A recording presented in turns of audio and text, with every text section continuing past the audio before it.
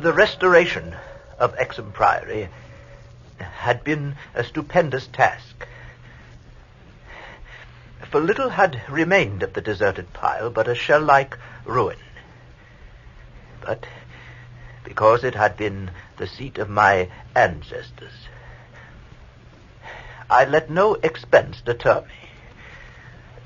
The place had not been inhabited since the reign of James I, when a tragedy of intensely hideous, though largely unexplained nature occurred.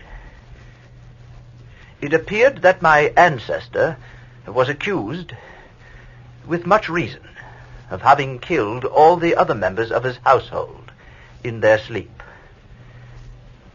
This deliberate slaughter, which included his father, as well as 3 brothers and 2 sisters, was strangely condoned by the villagers and slackly treated by the law. With this sole heir nevertheless legally denounced as a murderer, the estate had reverted to the crown, the accused man making no attempt to exculpate himself or regain his property. Shaken by some horror greater than that of conscience or the law, and expressing only a frantic wish to exclude the ancient edifice from his sight and memory, Walter de la Power fled to the United States, where, by the end of several generations, the family had achieved a proud and honorable, if somewhat reserved and unsocial, Virginia line. After the Civil War, the family moved north. I emerged and grew to manhood, to middle age, and to ultimate wealth within the grayness of a Massachusetts business life.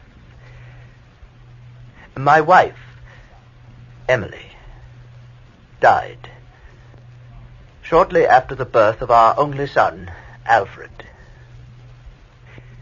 And Alfred in the Aviation Corps in 1917. They both had died, leaving me old, bereaved, and aimless, a retired manufacturer. I traveled, eventually to England, eventually to Anchester, eventually to the ancient family seat, Exham Priory itself. A jumble of tottering medieval ruins covered with lichens, perched perilously upon a precipice, denuded of floors and other interior features save the stone walls and the separate towers. The priory had been allotted to the estate of the Norris family by the crown. And now, 3 centuries later, I purchased the ruin for a surprisingly reasonable figure, and resolved to divert my remaining years by restoring my ancestral home.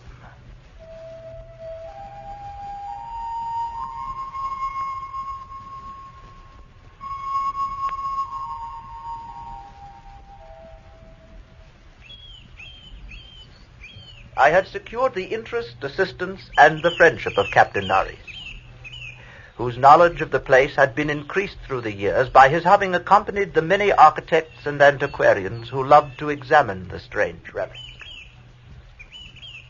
Mind your foot on that big stone over there. The architecture, you see, is peculiarly composite. Gothic towers resting over there on Saxon or Romanesque substructure. The foundation is of a still earlier order, blend of orders, I suppose, Roman or even Druidic or native Cymric, if legends speak truly.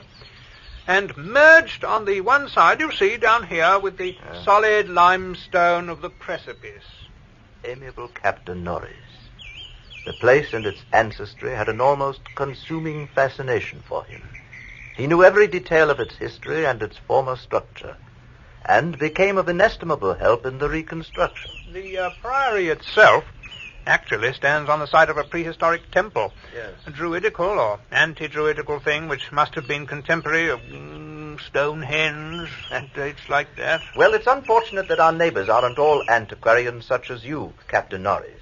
I had not been in Anchester a day before I knew I came from an accursed house. Oh, yes, the country folk around here have their own sense of tradition, I'm afraid. They hated the Priory hundreds of years ago when your ancestors lived here. And they hate it now, with the moss and mold of abandonment on it. We'll have to go outside of the immediate vicinity for our workers. You see, it isn't so much hatred as the almost unbelievable fear they have of the place.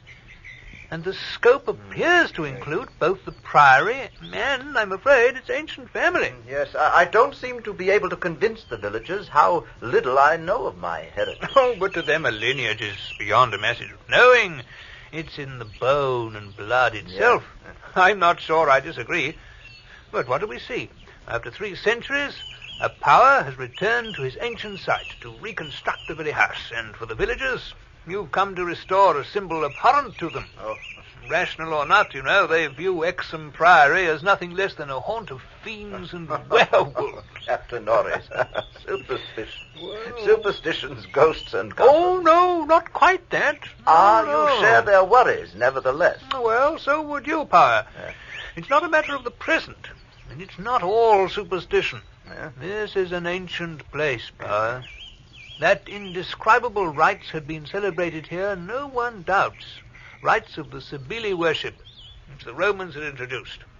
Inscriptions, still visible in the subcellar of the Priory, bear the unmistakable letters and signs of Magna Mater, whose dark worship was once vainly forbidden to Roman citizens. About 1000 A.D., the place is mentioned as being a substantial stone priory housing a strange and powerful monastic order and surrounded by extensive gardens. You will see them right over there. See? Oh, yes. Yes. Now, mind that stone there. You know, the people didn't need any walls to keep them out. They were too frightened of the place altogether. It was never destroyed by the Danes, oddly enough. After the Norman conquest, it must have declined tremendously. There was no impediment when Henry III granted the site to your ancestor, Gilbert de la Poer, he was called then, first Baron Exham in, I think, 1261. Yes, well, then it's the location, the house, not the family that inherits the bad name. Well, they became aligned, you see, and not, so far as we know, unwillingly.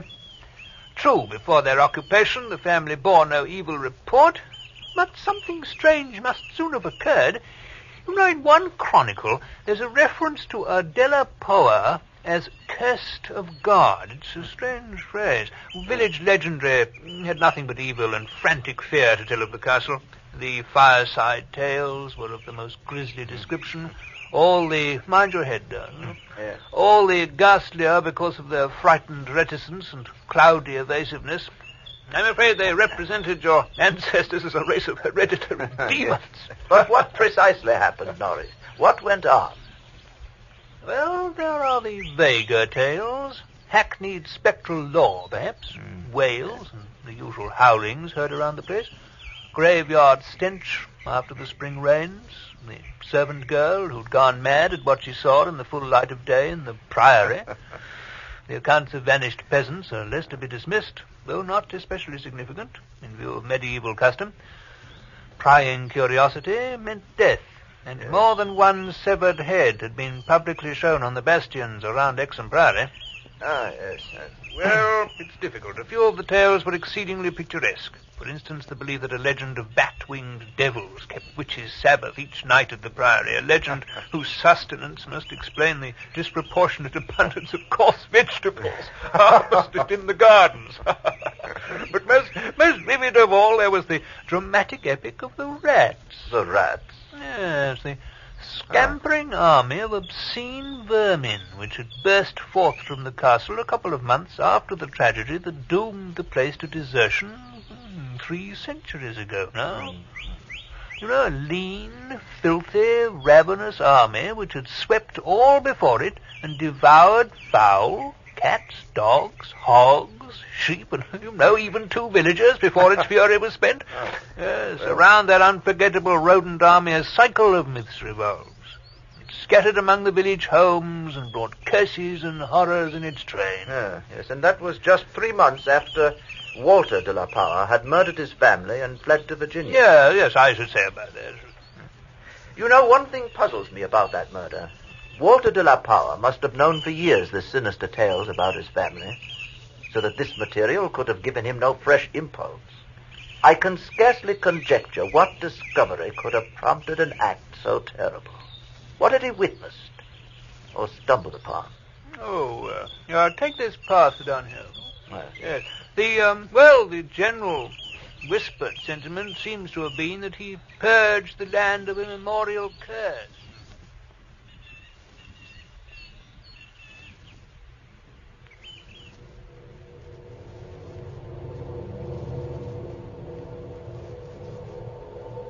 Such was the law that assailed me as I began, with an elderly obstinacy, the work of restoring my ancestral home. While living with Captain Norrie's family during the restoration of the priory, I collected many such tales of superstition or fact. But it must not be imagined that they formed my principal psychological environment. I was constantly praised and encouraged by Captain Norries and the antiquarians who surrounded and aided me. When the task was done, over 2 years after its commencement, I viewed the great rooms with pride. Wainscoted walls, vaulted ceilings, mullioned windows, broad staircases, all there, all as it had been. Every attribute of the Middle Ages was cunningly reproduced. The new parts blended perfectly with the original stone walls and foundations. The seat of my fathers was complete, and I looked forward to redeeming at last the local fame of the line, which ended with me. The interior of the old house was, in truth, wholly new, and free from old vermin and old ghosts. The first incident occurred 6 days after I moved into the priory. That night, dispensing as usual with a valet, I retired to the West Tower chamber, which I had chosen as my own. The room was circular, very high, and without wainscoting, the stones being hung with tapestries. I did not draw the curtains, but gazed out at the narrow north window, which I faced from the canopied four-poster. At some time, I must have fallen quietly asleep, for I recall a distinct sense of leaving strange dreams.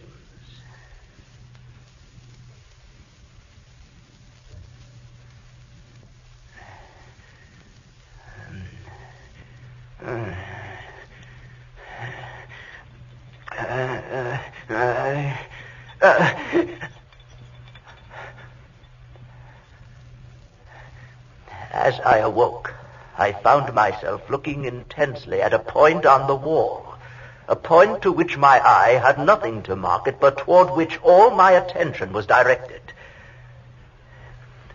Whether the tapestry actually moved, I cannot say. I think it did very slightly. But what I can swear to is that behind it I heard a low, distinct scurrying, as of mice or rats.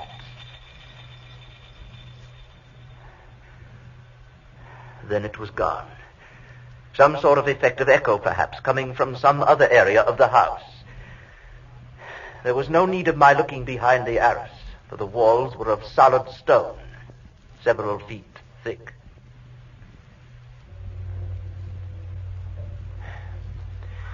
It was a while before I could drift back to sleep, and I seemed directly to re-enter my earlier dream, except that this time the vision was clearly, horribly before me. I seemed to be looking down from an immense height upon a twilit grotto, knee-deep with filth, where a white-bearded demon, a swineherd, drove about with his staff a flock of fungus beasts, whose appearance filled me with unutterable loathing. Then, as the swineherd paused and nodded over his task, a mighty swarm of rats rained down on the stinking abyss and fell to devouring beast and man alike. But suddenly I was awake, wide awake. On every side of the chamber, the walls were alive with nauseous sound. The verminous slithering of ravenous, gigantic rats. I could see a hideous shaking all over the tapestry. But the motion disappeared almost at once, and the sound with it. I sprang out of bed and tore aside the arras to see what lay beneath it. Nothing. Nothing but the patched stone wall. I stepped out of the room and stood for a moment at the head of the great ancient stairway, listening to the house. I could hear them. I could hear them faintly at first, but coming from all the walls. And as I descended, the stampeding continued with such force and distinctness that I could finally assign to their motions a definite direction. These creatures, in numbers apparently inexhaustible, were engaged in one stupendous migration from inconceivable heights to some depth inconceivably below. Rats? When I questioned the servants, they said they heard nothing. I didn't want to alarm them by insisting. No, I wasn't dreaming, Norris. It was no dream. But there have been no rats at the Priory for 300 years. Even the field mice couldn't be found at these high walls. Wherever would they be found in walls of solid stone? You say they were headed downward. Captain Norris helped me explore the subcellar, but absolutely nothing untoward was found. We could not, however, repress a thrill at the knowledge that this vault was built by Roman hands. You see up here, it's not the debased Romanesque of the bungling Saxons, but the severe and harmonious classicism of the age of the Caesars. Look here at these inscriptions. T.M. Temp Dona Lucius Praecius Pontificatus Hodicit Attis. Yes. Attis. The reference made me shiver, for I had read Catullus and knew something of the hideous rites of the Eastern god, whose worship was so mixed with that of Cybele. Look, hold your lantern up here. No, not that one. Look, by this stone block here. Oh, yes, I see. Yes, you see the design cut into it? A sort of rayed sun? That's not Roman. No, that's not Roman at all. It's of an earlier origin. These altars had merely been adopted by the Roman priests from some older, perhaps aboriginal temple on the same site. Come down here. Let's have a look down here. Norris and I determined to pass the night in the crypt, and couches were brought down by the servants. We retired with the lanterns still burning to await whatever might occur. The vault was very deep in the foundations of the priory, and that it had been the goal of the scuffling and unexplainable rats, I could not doubt. But why? Why? As we lay there expectantly, I found my vigil occasionally mixed with half-formed dreams. I saw the twilit grotto and the swineherd, the fungus beasts wallowing in filth. They seemed nearer and more distinct. I could almost observe their features. Beasts, but not exactly beasts. They became more distinct as I watched, looking up at me. Terrifying. Norris, wake up, Norris. Wake up. What is it, Pa? What's wrong? Did you hear them? Did you hear them, Norris? What? The rats. Rats? I heard I heard nothing at all. Still downward. They were going still farther Oh, down. no. There are cellars below us, Norris. Cellars? Norris, was it hallucination? Was it madness? Why have they stopped? Why have they stopped? Why is it silent now? Perhaps you've been shown what certain forces wish to show you. They were headed downward. In this altar, see, Norris? The lantern flickers at the crevice here between the altar and the floor. There must be some kind of... By Jove! There must be some way of descending, some door, some kind of entrance. Balanced by some sort of counterweight, I expect. You see, look here, look. Yes. The entire stone pivots aside. By Jove! There's your cellar power. A horror. A horror. Stone steps descended into an abysmal dark, but scrawled across them as far as we could see, skeletons, attitudes of panic fear all over them, the marks of rodent gnawings, a ghastly array of human or semi-human bones, cretinism, semi-apedom. We descended the hellishly littered steps. Horrifying, but extraordinary. Look here. Out through solid rock. Notice the strokes here. Look, according to the direction of them, this passage must have been chiseled from beneath upward. No? Look at that. You notice the air? There's a cool movement of air, probably some fissure in the cliffs above. Yes, look, Pa, the stairway ends here. There's light filtering down from somewhere up here. I can't quite see it, but... Hey, it must be morning outside. You know, almost enough light to see. It's a sort of grotto. Enormous. You can just barely... The descent from reality had almost prepared me for what was to come. Norris, when I reached him, stared out with a look resembling that of the skulls at his feet. Then I followed his eyes over the subterranean world before us. Dear God.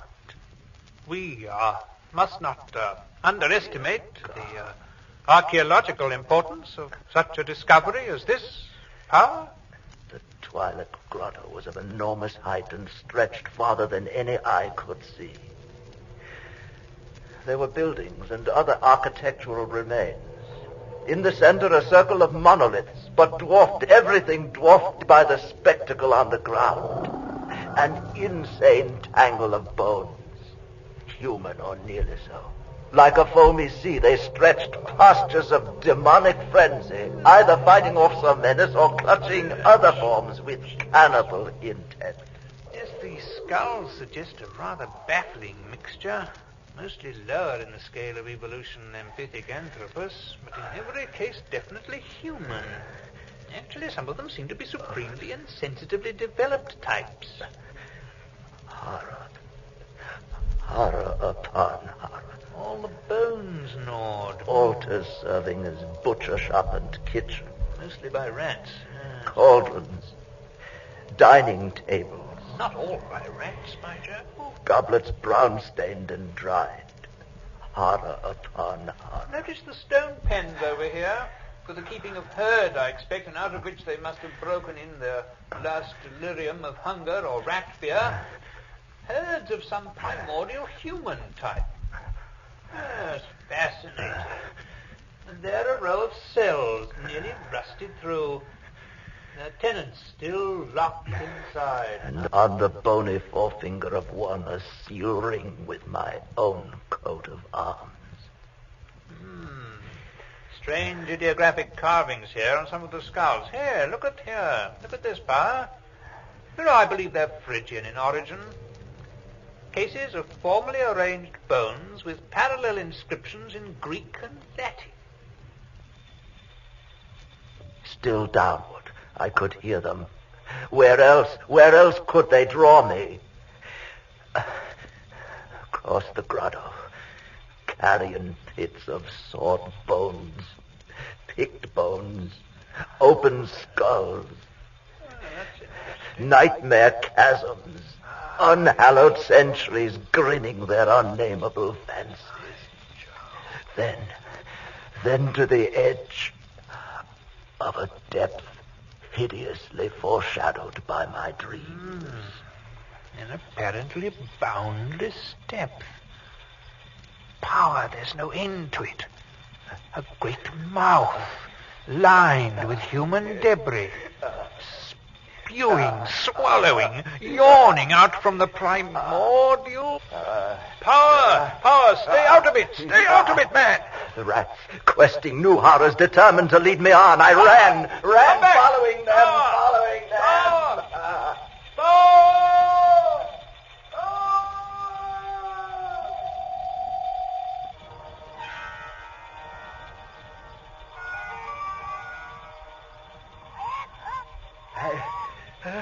I heard voices, echoes, but above all that insidious scurrying. I felt them all around me. I was one of them, part of the ravenous army that feasts on the living and the dead. Well, why shouldn't rats eat a Dilla Power, as a Dilla Power eat forbidden things?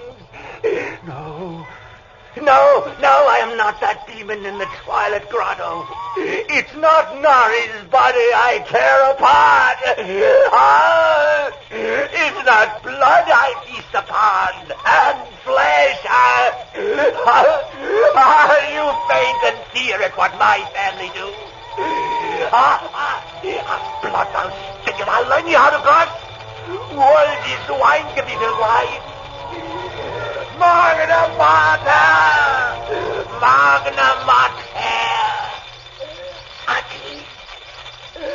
Understand, Durga!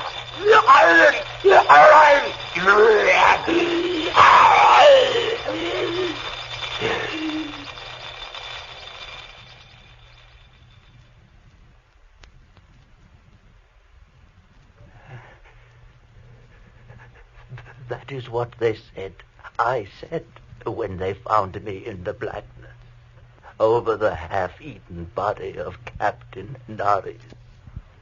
Now they have blown up Exham Priory and shut me into this barred room at Hanwell with fearful whispers about my heredity and experience.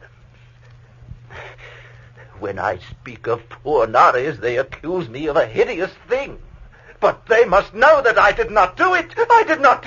They must know it was the rats. It was the rats whose scampering will never let me sleep. The demon rats that race behind the padding of this room and beckon me down to greater horrors than I have ever known.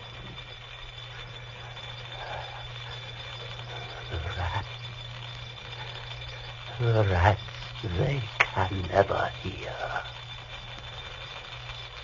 The rats in the walls.